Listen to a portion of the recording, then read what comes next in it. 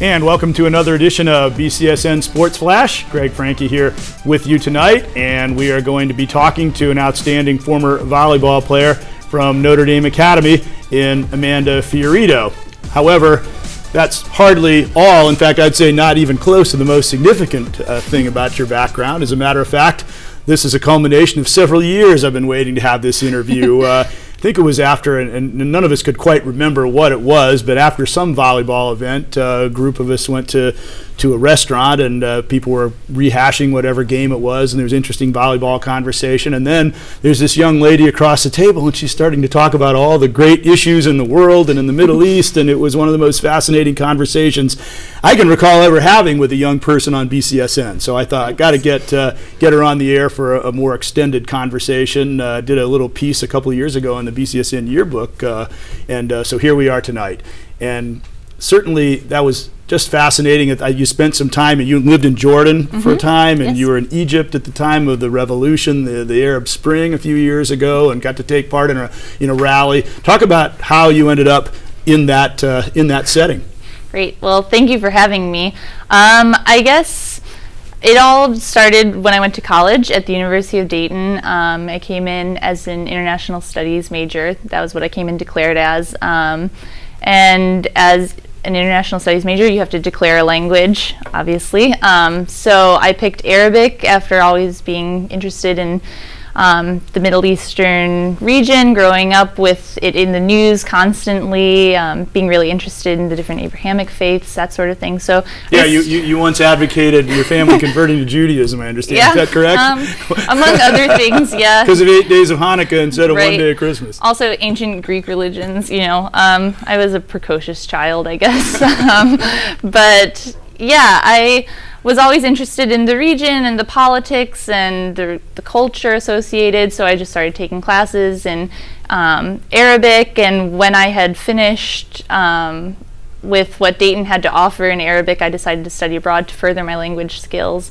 So I studied abroad first in Amman, Jordan, and then I came back and did a program out of Washington, D.C. at American University, which took me back to Amman and then to Cairo. But interestingly enough, this was right in 2011 after the Arab Spring had begun. So I was in Egypt about 2 weeks before they elected President Morsi from the Muslim Brotherhood. So it was a very contentious time, but also a very exciting time to be there. And I've also traveled around the region a little bit to Lebanon and other parts of Jordan and Egypt as well. Well, you mentioned there's all the press coverage about the Middle Eastern problem and the so-called the peace process, which never seems to really result in that. But when you were over there and you got a chance to talk to a lot of individual people in that context, what did you learn about them? What insights did you maybe gain about Middle Eastern culture and things that we don't understand, just never having been there and only hearing what we hear in the media? Yeah. I guess the biggest takeaway that I got from my time abroad was that Arab culture, Middle Eastern culture, it's not a monolith. There's no one story. Not everyone feels the same or thinks similarly, just, as it is here. So in Jordan, people, for the most part, were very welcoming, but also very confused, right? There's nothing really going on in Jordan relative to like Beirut or Cairo. It's not really the go-to spot, or even next door in Israel.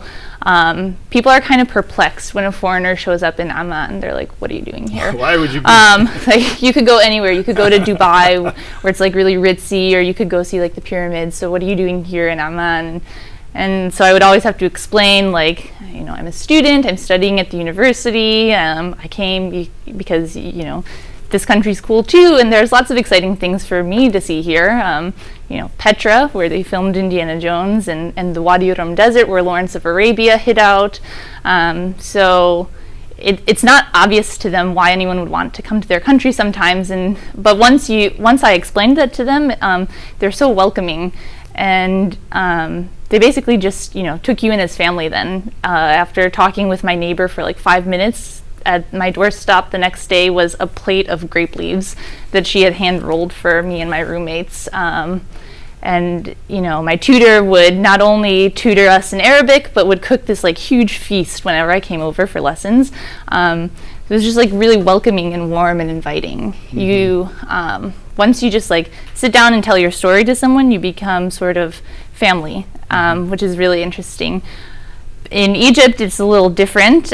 Egypt, tourism is their main sort of source of income a lot of the times. So people are really used to seeing foreigners there, and they kind of assume that you're a tourist.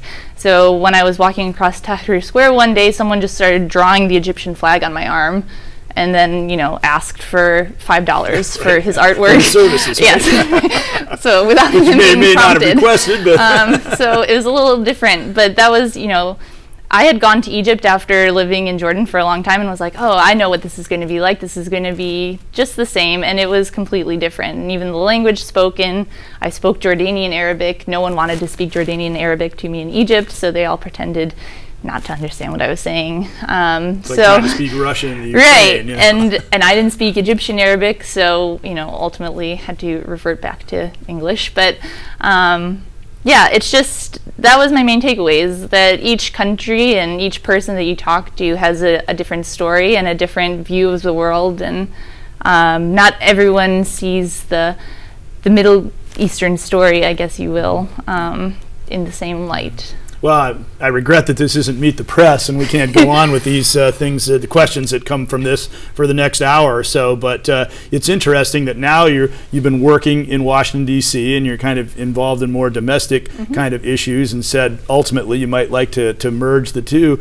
And what you're concerned with now is basically youth employment issues here in the United States. That could be a very important issue over in the Middle East too, correct? Yeah, definitely. So right now I work at an organization called Urban Alliance, which is headquartered in D.C., but is a domestic national youth policy, youth workforce development program. In America, there are about 7 million youth between 16 and 24 who are considered disconnected, either from school or work. And so our program helps to address that by providing them with paid internships during high school. But in the Middle East, in a variety of countries, this problem is even more dire. For Egypt, for instance, I think the latest figures are 40% youth unemployment. So it's incredibly frustrating there. They also have a very young population.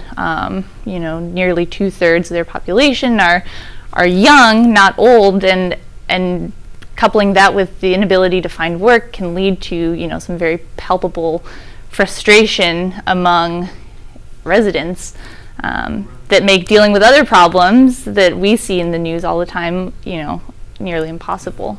And they may turn to solutions that, out of frustration, that may lead them down a path that creates a lot of the issues that we see, regrettably, in the news, so forth. So that would be a great thing. Well, if you can solve the Middle Eastern issues or help to do that, that would certainly be a great service to mankind. We should probably talk a little bit about your volleyball career. It was Sure. It was outstanding at Notre Dame. In Thanks. fact, until this year when they made regionals, you were a member of the last team that got there, and actually City League champions in spite of St. Ursula had such great teams before and after. But you had that little pocket where Notre Dame was the team. Talk about that. It was great. It was a really exciting time to play for Notre Dame. It was my junior and senior year, so I had already had a taste of what it felt like to be sort of defeated by the mighty St. Ursula. So my junior year, when we had beat them for the first time, or beat Central rather, that was just a little bit of a taste of what was to come. And then senior year, we won cities and won districts, and then went to regionals for the first time in the history of Notre Dame volleyball.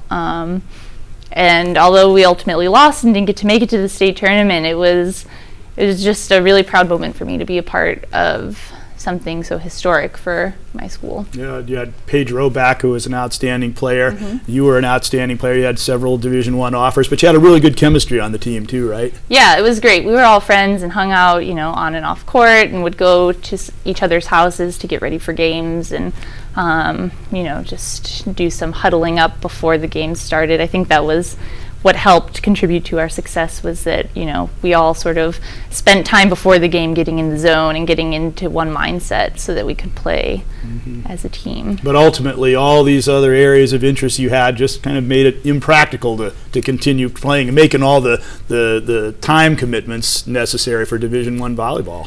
Right. Yeah, volleyball was always very important to me, and it was an important part of my life, but was never my whole life. And so when I got to college, I realized that I wanted to, use this time to explore and do other things, like studying abroad, which I wouldn't have been able to do if I were, beholden to a scholarship. Mm-hmm. Do they play much volleyball in the Middle East? Interestingly enough, I did play in the Wadi Rum Desert in Jordan with one of my friends from study abroad. He was also a member of his club volleyball team. And so we found a ball and just, peppered for a while we were camping out in the desert. What's whatever dialect you spoke for pepper? Oh, God. Well, I don't think it would be a direct translation. No one would understand. I don't think so either. Well, I'll tell you what, who knows? Maybe you can go back over there, coach their national side or whatever, and help solve some of the world's problems too. But it's great. Like I said, I've been waiting for this interview, and I think maybe at some point in the future we'll have part 2, and we'll just pick up where we left off and continue on.